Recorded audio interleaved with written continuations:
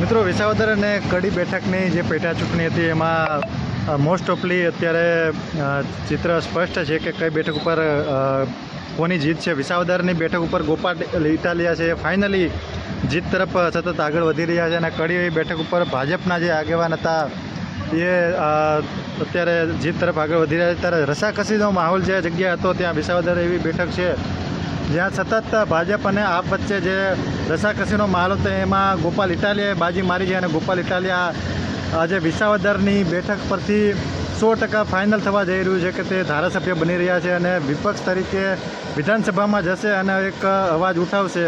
તો ગોપાલ ઇટાલિયાને મારા તરફથી ખૂબ ખૂબ અભિનંદન. વિસાવદરની જનતાને પણ અભિનંદન કે જેણે એક બાહોશ, નિડર અને લડાયક યુવા નેતાને વિધાનસભામાં મોકલ્યા છે. ગોપાલ ઇટાલિયાનું પર્સનલી જાણું છું, ઓળખું છું. નાનામાં નાના માણસનું કામ કરતો માણસ છે ગોપાલ ઇટાલિયા, અને લોકોએ એને સપોર્ટ કરીને વિધાનસભામાં મોકલ્યો છે અને 10,000 કરતાં પણ વધારે લીડથી એ જીતશે. હજી ચિત્ર સ્પષ્ટ નથી થયું પણ ફાઇનલી જીત તરફે આગળ છે એ વાત 100% ફાઇનલ છે.